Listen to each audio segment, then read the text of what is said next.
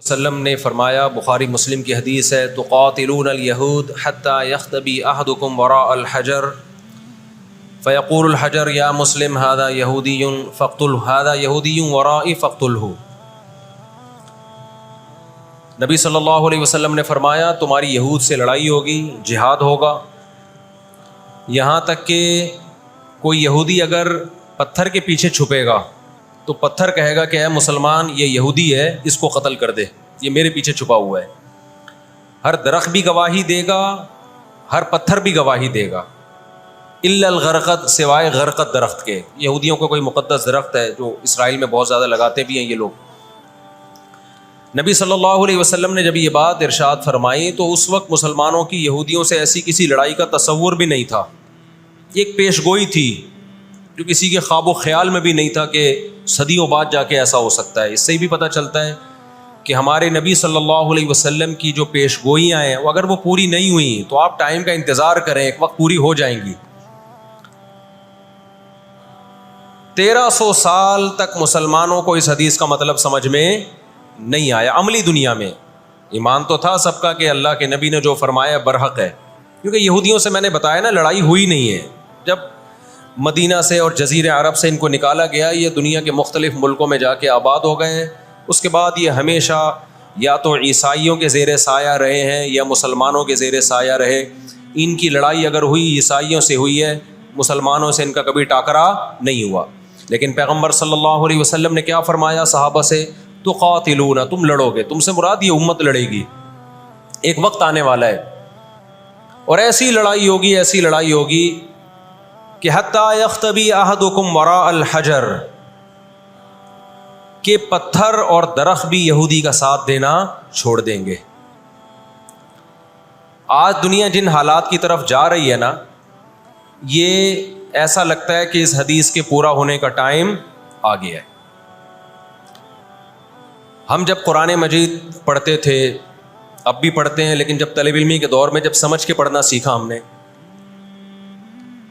تو ہم جگہ جگہ قرآن میں دیکھتے تھے ضربت علیہم الذلہ، اللہ نے ان پر ذلت کو مسلط کر دیا ہے۔ میں بار بار کہوں، یہودیوں سے ہماری مراد علی الاطلاق سارے یہودی نہیں ہیں، کیونکہ میرے بیان کو لوگ شارٹ کلپ بنا کے غلط چلاتے ہیں۔ ابھی میرا ایک بیان کسی نے چلایا، میں بیان میں کہہ رہا ہوں کہ عورت اور مردوں کی نماز میں جو فرق ہے کسی حدیث سے اگر ثابت نہیں ہے تو یہ بھی تو حدیث سے ثابت نہیں ہے کہ عورتیں صفا مروہ میں چلیں گی، دوڑیں گی نہیں۔ یہ بھی تو حدیث سے ثابت نہیں ہے کہ عورتیں آہستہ لبیک کہیں گی۔ آگے میں نے پوری ڈیٹیل میں بات کی ہے۔ کسی نے میرا اتنا سا کلپ چلا دیا اور جواب میں کسی دوسرے کا کلپ چلا دیا کہ دیکھو فلاں فلاں حدیث تو ہے، فلاں حدیث تو ہے جس میں آتا ہے عورتیں صفا مروہ پہ چلیں گی، حالانکہ میں ان حدیثوں کا جواب اس کلپ میں دے چکا ہوں۔ نمبر 1 وہ مرفوع حدیثیں نہیں ہیں، نمبر 2 وہ صحیح روایتیں نہیں ہیں، من گڑت ہیں، یا تو بہت درجے کی ضعیف ہیں، اس قابل نہیں ہے کہ ان کو دلیل کے طور پہ پیش کیا جائے۔ لیکن شرارتی نے میرا آدھا کلپ چلایا اور دوسرے اسکالر کا میرے مقابلے میں لگا دیا۔ نیچے لوگ کہہ رہے ہیں مفتی کو حدیثوں کا نہیں پتہ اور ان صاحب کو حدیثوں کا پتہ ہے۔ تو آپ کر لیں جو مرضی کرنا ہے، قیامت میں اللہ حساب و کتاب لے لے گا۔ تو میرے کلپ لوگ ادھورے چلاتے ہیں۔ ہمیں اللہ کا شکر ہے، ان لوگ، ہم نہیں کہہ رہے ہم بہت بڑے فنٹر ہیں، یہ جو آج کل کے یوٹیوبرز آ رہے ہیں نا، جو نئے نئے اسکالرز آ رہے ہیں، ان سے قرآن کا بھی الحمدللہ زیادہ پتہ ہے، حدیثوں کا بھی ان سے الحمدللہ زیادہ پتہ ہے۔ ہم نے جن استاذوں سے حدیثیں پڑھی ہیں نا، ان کے 20-20 سال کے تجربے ہیں حدیث پڑھانے کے، اور وہ اردو میں نہیں پڑھاتے، وہ عربی میں پڑھتے ہیں، عربی میں پڑھاتے ہیں، اور اسماء الرجال کے بڑے بڑے علامے ہیں۔ سمجھتے ہو کہ نہیں سمجھتے؟ اور میں نے تو دور حدیث جو کیا ہے نا، دور حدیث ہم نے تو الگ ہی اسٹائل میں کیا ہے۔ ہم پر تو پابندی تھی کہ جب حدیث کا سبق ہوگا تو ہم نے خود عربی کتابیں دیکھ کر، عربی شروحات دیکھ کر لیکچر کو تیار کرنا ہے، سند بھی خود پڑھنی ہے، سند کی بحث بھی، اور پوری بحث بھی خود ہی تیار کرنی ہے۔ تو اس اسٹائل میں جب انسان حدیث پڑھتا ہے تو اس کی استعداد اور زیادہ بڑھ جاتی ہے۔ آج کل کے جو نئے نئے اسکالر آ رہے ہیں، ان سے کہو کہ بغیر زبر زیر پیش کے نا حدیث کی ایک سند پڑھ کے دکھا دیں، مفہوم تو اگلی چیز ہے۔ تبھی ہم کہتے ہیں سامنے بیٹھ کے جو مسائل حل ہوتے ہیں نا، وہ یوٹیوب پہ کلپ بازیوں سے نہیں ہوتے، ان سامنے بیٹھتے نہیں ہیں لوگ۔ میرے 3 دنیا میں مناظرے ہوئے ہیں، 3، اور تینوں میں الحمدللہ اللہ نے مجھے فتح دی ہے۔ 3 ابھی چونکہ موضوع اسرائیل کا چل رہا ہے، یہ مناظروں کی بحث کرنا مناسب نہیں ہے، وہ میں پھر کسی اور وقت بتاؤں گا، لیکن مناظرے کچھ اصول اور ضابطے کے تحت ہوتے ہیں تو ہوگا۔ بغیر ضابطوں کے کوئی بھی آ کے بیٹھ کے مرغوں کی طرح لڑنا شروع کر دے، اس کو بحث مباحثہ نہیں کہتے، اس کو مرغوں کی لڑائی کہتے ہیں. تو مرغوں کی لڑائی میں ہم اپنے آپ کو نہیں دھکیلتے، ہم ٹرم اینڈ کنڈیشن فکس کر کے بات کرنے پر آمادہ ہوتے ہیں. سمجھتا ہے کہ نہیں سمجھتا؟ تو 3 ہوئے میرے، پھر کبھی بتاؤں گا انشاءاللہ. ابھی تو یہ اسرائیل کا ٹاپک زیادہ اہم ہے ان جھگڑوں سے جو آج کل کے اسکالرس کے چل رہے ہیں. تو بار بار میں کہتا ہوں، میرا کلپ ادھورا چلاتے ہیں نا تو کوئی یہودیوں کے خلاف نہ چلائے. سارے یہودی ایک جیسے نہیں ہیں. ہم اسرائیل کے اگینسٹ ہیں، تو ہماری جو لڑائی ہوگی اسرائیل سے ہوگی. حدیث میں جس یہودی سے لڑائی کا ذکر ہے اس سے مراد بھی کون سے یہودی ہیں؟ یہ فتنہ پرست اور شر پسند یہودی ہیں جو اسرائیل پہ غاصبانہ قبضہ، فلسطین پہ جنہوں نے غاصبانہ قبضہ کیا ہوا ہے. سمجھتے ہو کہ نہیں سمجھتے؟ تو آپ صلی اللہ علیہ وسلم نے فرمایا کہ تقاتلون الیہود، تمہاری جنگ کس سے ہوگی؟ یہود سے ہوگی. دجال کس کا سپورٹر ہوگا؟ بولتے کیوں نہیں؟ ابھی تو دجال آیا نہیں ہے اور آپ نے بولنا چھوڑ دیا ہے. جب آئے گا تو پھر تو اچھوں کی بولتی بند ہو جائے گی. کس کا سپورٹر ہوگا وہ؟ ہاں، میں عرض کر رہا تھا کہ ہم جب قرآن پڑھتے تھے ضربت علیہم الذلہ، قرآن کہتے ہیں ہم نے ذلت ان کے اوپر دے ماری ہے ان فسادوں کی وجہ سے جو یہ کرتے رہے ہیں دنیا میں، ان فسادات کی وجہ سے. ہم جب پڑھتے تھے ہم کہتے تھے اے اللہ آج تو یہودی ذلیل نہیں ہے. اسرائیل کتنا پاورفل ہے کہ گچی کس کی پکڑی ہوئی ہے اس نے؟ امریکہ کی. ہندوستان کو گچی سے پکڑا ہوا ہے.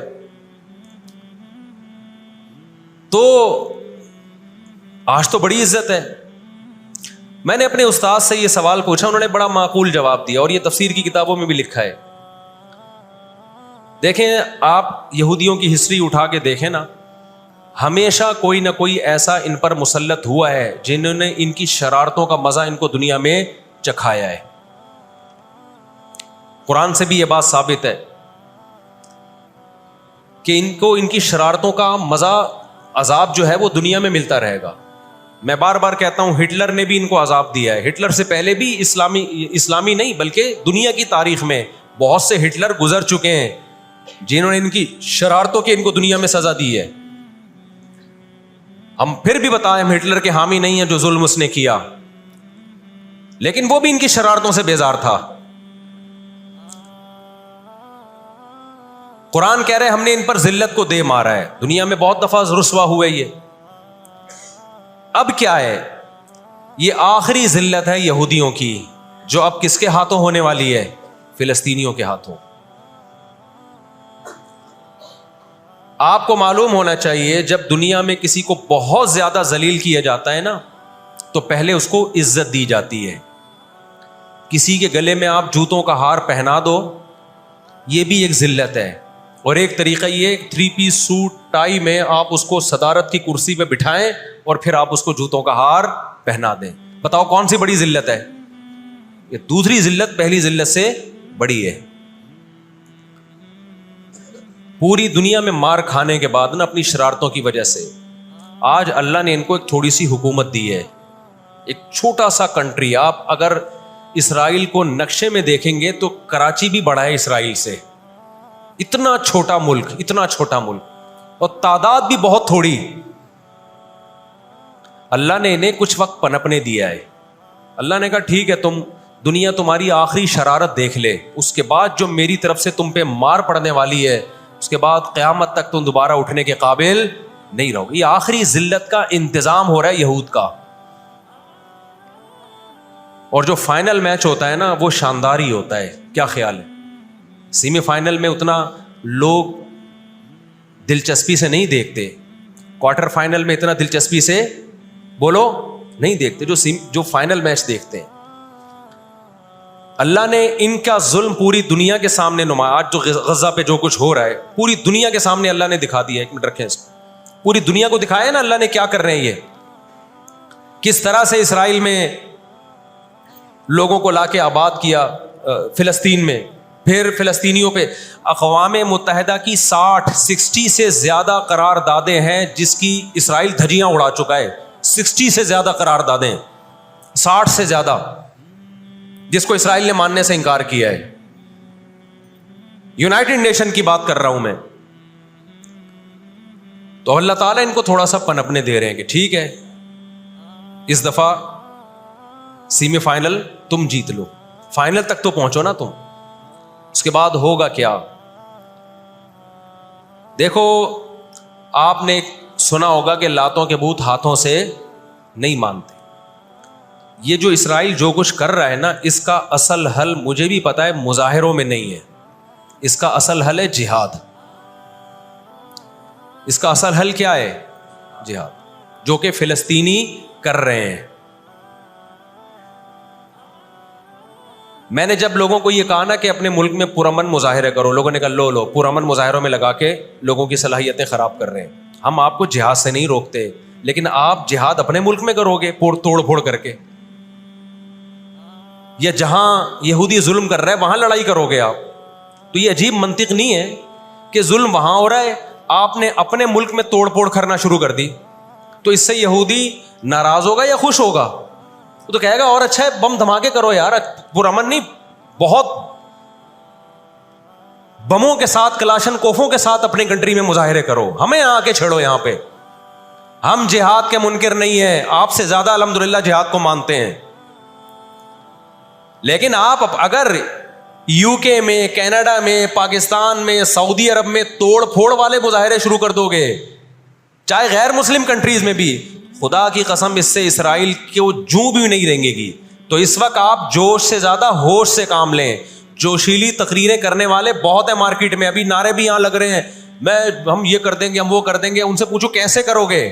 شام کو گھر پہ جا کے گٹکا کھا کے سو جاتے ہیں وہ. جوشیلی تقریریں کرنے والے, میں مانتا ہوں جہاد ہی ہوگا, لیکن ہوگا کس سرزمین پہ؟ جہاں یہودی لڑ رہا ہے وہیں لڑا جائے گا. میدان جنگ متعین کیا جاتا ہے لڑائی کے لیے. یہ نہیں ہوتا کہ آپ میدان جنگ میں نہیں جا سکتے تو جو میدان جنگ نہیں ہے اس کو میدان جنگ بنا دو. ایسا دنیا میں کبھی بھی نہیں ہوتا. یہ تو وہ جون پور کے قاضی والا قصہ ہو جائے گا کہ وہ سولی پہ لٹکایا ایک شخص کو, اس کی گردن موٹی تھی, وہ پھندے میں آ نہیں رہی تھی. انہوں نے کہا اس کی گردن چونکہ پھندے میں آ نہیں رہی ہے تو اس کی چونکہ آ رہی ہے اس کو لٹکا دو آپ. وہ کہے گا میری آ رہی ہے لیکن میرا قصور کیا ہے؟ تو یہ عجیب قسم کا جہاد ہے. آپ اپنے ملکوں میں, یو کے, کینیڈا میں آپ نے اگر توڑ پھوڑ کرنا شروع کر دی, وہ چھوڑے گا تھوڑی کینیڈا آپ کو. یو کے, امریکہ میں آپ نے اگر توڑ پھوڑ شروع کر دی, وہ چھوڑے گا تھوڑی. آپ کی اوقات کتنی ہے؟ لڑائی کے لیے سب سے پہلے میدان جنگ کا تعین ضروری ہے کہ لڑائی ان کی مرضی سے نہیں ہوگی. کہاں کہ وہ جہاں چاہ رہے ہیں, لڑائی ہماری مرضی سے ہوگی. ہم جہاں کہیں گے وہاں لڑائی ہوگی. میں سمجھا پا رہا ہوں اپنی بات؟ تو علاج, بہت سے لوگوں نے جہاد کا انکار کر دیا, یہ بھی غلو ہے. اور بہت سے لوگوں نے ہر جگہ کو میدان جنگ بنانے کے چکر میں, یہ ایک طرف کی انتہا ہے. آج دنیا نے ان کو نہتا چھوڑ دیا ہے, فلسطینیوں کو, لیکن وہ ڈٹے ہوئے ہیں. آپ ان کی مدد کر سکتے ہو جہاد کے ذریعے, ضرور کرو. کس نے منع کیا ہے آپ کو؟ اور اگر آپ ان کے ساتھ مل کے جہاد نہیں کر سکتے, نہیں جا سکتے وہاں پہ, تو آپ پھر ان کو جو سپورٹ کر سکتے ہو, ہم راشن پانی پہنچا سکتے ہو تو وہ پہنچاؤ. میں نے پاکٹ ویلفیئر ٹرسٹ کا نام لیا نا, اس میں بھی لوگوں نے اعتراض کیا, لو بھائی ان کو راشن کی ضرورت تھوڑی ہے, ہمیں پتہ ہے راشن سے کام نہیں چلے گا. لیکن جو جہاد ہوگا تو وہاں جا کے ہوگا. یہاں بم پھاڑنا شروع کر دیے, اس سے اسرائیل کی صحت پہ کوئی فرق نہیں پڑے گا. اسرائیل پہلے ہی ان کی سازشوں سے لیبیا تباہ ہو چکا ہے. ایک مضبوط ریاست تھی, عراق کا بیڑا غرق کر دیا. اب وہ چاہتا ہے سعودی عرب کا بھی بیڑا غرق ہو, وہ چاہتا ہے پاکستان کا بھی بیڑا غرق ہو. تو ان بیڑا غرق ہونے سے جو آپ کی ٹوٹی پھوٹی رہی صحیح لنگڑی لولی حکومتیں, ان کی بھی ایسی کی تیسی ہو جائے گی. اور فلسطینی بھی نہیں چاہتے ہیں کہ دوسرے ملکوں میں لڑو, وہ کہتے ہیں لڑنا ہے تو ہمارے پاس آؤ. تو یہ اب جو دنیا جا رہی ہے نا جس طرف, ہو یہ رہا ہے. میں نے آپ کو قرآن کی آیت پیش کی تھی نا, وَكَذَلِكَ نُوَلِّي بَعْضَ الظَّالِمِينَ بَعْضًا. اللہ کہتے ہیں ہم بعض ظالموں کو بعضوں سے پٹواتے ہیں. تو پہلی جو ابھی تک تو ہم نے نا امیدی کی باتیں کی ہیں, مسلمان ممالک شکست کھا کے بیٹھ چکے ہیں, 3 بڑی جنگوں میں شکست ہو چکی ہے. اس کے بعد اب کسی مسلم کنٹری میں اسرائیل پر چڑھائی کی طاقت نہیں. ان کو پتہ ہے پیچھے امریکہ بیٹھا ہوا ہے, پورا یورپ. رشیا نے یوکرائن جیسے اتنے سے کنٹری پہ حملہ کیا. آپ نقشے میں دیکھیں, یوکرائن اتنا سا ہے, رشیا کیا ہے, یوں اگر وہ پاؤں بھی رکھ دینا تو کچل دے. لیکن جیت گیا کیا وہ جنگ؟ بولتے کیوں نہیں؟ کیوں؟ یوکرائن اتنا سا ہے مگر اس کے پیچھے کون ہے؟ پورا یورپ ہے, پورا یورپ اس کے پیچھے. یہ جنگ طول پکڑتی جا رہی ہے. رشیا اب تک یوکرائن کو کنٹرول میں نہیں لے سکتا. اور مجھے تو ایسا لگتا ہے, میں کوئی یقینی رپورٹ نہیں ہے, شاید اس جنگ کے پیچھے بھی اسرائیل کی سازش ہو. ان کو پتا تھا کہ ایک ہمارا دشمن ہے سوویت یونین, روس. جب 1956 میں جنگ ہوئی ہے نا, برطانیہ, فرانس اور اسرائیل نے مل کے حملہ کیا تھا مصر پہ, تو دھمکی کس نے دی تھی؟ روس کی دھمکی سے پیچھے ہٹے. روس نے کہا تھا نیوکلیئر اٹیک کروں گا میں, تو پیچھے ہٹ گئے. روس مسلمانوں کی خیر خواہی میں نہیں کر رہا تھا. روس کو یہ تھا کہ جب دنیا کا باپ میں بننا چاہتا ہوں تو تم دنیا کے باپ بننے کی کوشش کیوں کر رہے ہو؟ اگر یہ باپ بن گئے تو اس کو پتا تھا ہماری چودراہٹ ختم ہو جائے گی. تو اللہ ایک ظالم کو دوسرے ظالم سے پٹواتے ہیں. تو آج بھی رشیا, چائنا وہ اسرائیل کے حق میں نہیں ہے. عین ممکن ہے اللہ مظلوموں کی آواز سے ایسے حالات پیدا کر دے کہ اس جنگ میں براہ راست کون کود پڑے؟ سوویت یونین کود پڑے. اور اگر سوویت یونین اس جنگ میں کود پڑا, جس کے پورے چانس لگ رہے ہیں, تو پھر یہ تیسری جنگ عظیم کی طرف معاملہ جائے گا. اور اس کے ذمہ دار مسلمان یا فلسطین نہیں ہوں گے, اس کے ذمہ دار ناجائز اسرائیل ہے, جس نے ناجائز قبضہ فلسطین پہ کیا ہے. اور پھر دنیا میں جو تباہی ہوگی نا, تباہی ہوگی, وہ میرے اور آپ کے تصور سے بھی زیادہ ہے. کیونکہ اب تلواروں سے یا صرف ہوائی جہازوں سے جنگ نہیں ہوتی, اب سب کے پاس نیوکلیئر ہتھیار ہیں, اب ایٹم بم چلیں گے.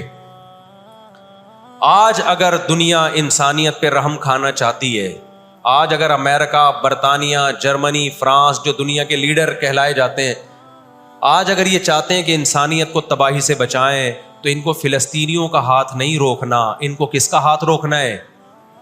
جو اصل ظالم ہے نا یہودی, اس کا ہاتھ روکنا ہے. فلسطینیوں کے پاس اپنے دفاع کا پورا اخلاقی حق بھی ہے, مذہبی حق بھی ہے, قانونی حق بھی ہے. تو آج اگر یہ اسرائیل کا ہاتھ زبردستی روک لیتے ہیں تو دنیا بڑی تباہی سے بچ جائے گی. اور اگر یہ دنیا اسرائیل کا ہاتھ نہیں روکتی اور اس جنگ کو بند کرنے کی کوشش نہیں کرتی, تو بھائی جو تیسری جنگ کی طرف معاملات جا رہے ہیں, اس کے ذمہ دار یہ لوگ ہوں گے جو دنیا میں تہذیب کے ٹھیکیدار ہیں. یہاں تک بات سمجھ میں آ گئی کہ نہیں آ گئی؟ دوسری بات, ہمیں قرآن و سنت میں اس بارے میں کیا ہدایات ملتی ہیں؟ اللہ کہتا ہے میں نے یہود پہ ذلت کو مسلط کر دیا ہے. اس آیت میں اور اس حدیث میں جو میں نے تقاتلون الیہود والی حدیث پڑھی, اس میں مسلمانوں کے لیے خوشخبری ہے کہ اللہ تعالیٰ نے جیسے بنی اسرائیل انتہائی کمزور تھے, فرعون کا ظلم اور بربریت کا شکار تھے, اللہ سورہ قصص میں کہتے ہیں وَنُرِيدُ أَن نَّمُنَّ عَلَى الَّذِينَ اسْتُضْعِفُوا فِي الْأَرْضِ, ہم نے ارادہ کیا کہ زمین میں کمزور ترین لوگوں کو اٹھا کے زمین کا امام بنا دیں گے, طاقتور پہ غالب کر دیں گے. بہت دفعہ ایسا ہوا ہے, کم من فئۃ قلیلۃ غلبت فئۃ کثیرۃ باذن اللہ. اللہ کہتے ہیں دنیا کے نقشوں میں جو غالب ہوتا ہے, جس کی فتح اسباب کی دنیا میں یقینی ہوتی ہے, میں بہت تھوڑی سی جماعت کو طاقتور بنا کے دنیا کا امام بنا دیتا ہوں.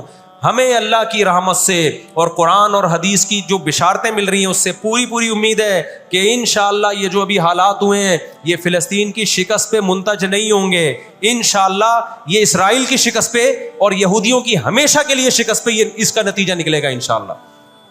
اور نبی صلی اللہ علیہ وسلم کی وہ حدیث پوری ہوگی کہ تمہاری جو بڑی جنگ ہوگی, نبی نے کیا فرمایا, اس امت کی ایک جماعت ہمیشہ جہاد کرتی رہے گی. لا یزال طائفۃ من امتی ظاہرین علی الحق, ہر دور میں لڑائی ہوئی ہے, جہاد ہوا ہے. آپ اس ہسٹری اٹھا کے دیکھ, کہیں نہ کہیں جہاد ہمیشہ ہوتا رہا ہے. تو آج بھی ایسا ہوگا. اور بالآخر یہ معاملات اگر بین الاقوامی دنیا نے کنٹرول نہیں کیے تو نبی صلی اللہ علیہ وسلم کی پیش گوئیاں انشاءاللہ بہت جلد پوری ہونے والی ہیں. اور یہ جو ان کو عزت ملی ہے نا, یہ اصل میں بہت بڑی ذلت کی تمہید ہے. جب کسی کی بہت بڑی بےزتی کرنی ہوتی ہے تو اس کو پہلے بہت زیادہ عزت دینی پڑتی ہے. میں اکثر ایک واقعہ سناتا ہوں. ایک آدمی گیا کسی محلے میں, آ کے کہنے لگا اللہ کا شکر ہے اس علاقے میں میری عزت نہیں ہے. لوگوں نے اس میں شکر ادا کرنے کی کیا بات ہے؟ اس نے کہا اگر عزت ہوتی تو آج میری بہت زیادہ بےزتی ہو جانی تھی. آج میں نے ایسا کام کیا کہ میری بہت زیادہ بےزتی ہو جاتی. تو یہ ایک بہت بڑی ذلت کا پیش خیمہ ہی. ہماری ذمہ داری ہے کہ ہم ان کے لیے دعا بھی کریں, اپنے ملک میں ہم پرامن احتجاج بھی کریں. غیر مسلم ریاستوں میں بھی احتجاج کی اجازت ہے, یہاں ہم نے پرامن ہی کرنا ہے. یہاں توڑ پھوڑ سے کوئی فائدہ ہونے والا نہیں ہے. تو جوش میں ہوش نہ چھوڑ دیں آپ. یو کے میں پابندی لگائی کہ آپ فلسطینیوں کا جھنڈا نہیں لہرا سکتے. لوگوں نے لہرانا شروع کر دیا. اس کا نتیجہ کیا نکلا؟ فلسطین آزاد ہو گیا. اس سے جو جنہوں نے لہرایا ان کو گورنمنٹ اٹھا کے لے گئی. تو تھوڑے بہت لوگ جو کچھ غیرت جن میں تھی وہ بھی اپنے آپ کو ہاتھ پاؤں کٹوا رہے ہیں اگر، تو فلسطینیوں کے لیے پھر احتجاج کرنے والا، آواز اٹھانے والا دنیا میں کون ہوگا؟ تو جو میدان جنگ ہے وہی میدان جنگ ہے، اور جو میدان جنگ نہیں ہے اس کو میدان جنگ بنانے کی کوشش نہ کرو۔ یہودی چاہتا ہے پوری دنیا میدان جنگ بن جائے، اسرائیل میں امن ہو جائے تاکہ میں بادشاہی کروں دنیا پہ۔ ہم چاہتے ہیں نہ، جو میدان جنگ آپ نے جس جگہ کو رکھا ہے ہم جنگ وہاں سے ہٹنے نہیں دیں گے، وہیں میدان جنگ ہوگا، وہی جگہ میدان جنگ بنے گی۔ اور آپ نے اپنی حکومتوں پہ دباؤ ڈالنا ہے، حکومتوں پہ پریشر۔ دیکھو اردن میں جب احتجاج ہوا ہے، اردن کا بادشاہ نے آ کے اسرائیل کے خلاف بیان دیا ہے۔ لوگ سمجھتے ہیں ان احتجاجوں سے کیا ہوگا، ان پرامن مظاہروں سے کیا ہوگا، ایسا نہیں ہے۔ ان پرامن مظاہروں سے حکومتوں پہ دباؤ پڑتا ہے۔ آپ جو کر سکتے ہیں وہ تو کریں نا، آپ جو کر سکتے ہیں وہ تو کریں۔ اور احتجاج اور مظاہروں کی کال سیاسی جماعتیں دیتی ہیں، مفتیان کرام نہیں دیتے۔ لوگ مجھے کہہ رہے ہیں آپ بلاؤ احتجاج کا دھرنا، ہم آئیں گے۔ مجھے پتہ ہے 4 آدمی بھی نہیں آئیں گے، 4 آدمی بھی نہیں آئیں گے ہمارے دھرنے پہ۔ یہ سیاسی جماعتوں کا کام، اور سیاسی جماعتیں بھی کر رہی ہیں، لیکن اور زیادہ کرنا چاہیے۔ حکومتوں کے کام ہوتے ہیں سیاسی سطح پہ جو احتجاج جب گورنمنٹ لیول پہ ہوتا ہے وہ پاورفل احتجاج ہوتا ہے اور حکومتیں احتجاج جب کرتی ہیں جب ان کو پبلک کا ڈر ہوتا ہے۔ تو آپ سوشل میڈیا پہ، فیس بک پہ آپ احتجاج کے ذریعے دنیا کو دکھاؤ ہم فلسطینیوں کے ساتھ ہیں۔ اس سے فلسطینیوں کو بھی سکون ملے گا کہ دنیا نے ہمیں یتیم اور لاوارث نہیں چھوڑا۔ اب یہ غزہ کا واقعہ ہونے سے پہلے دنیا نے ان کو بالکل لاوارث چھوڑ دیا تھا۔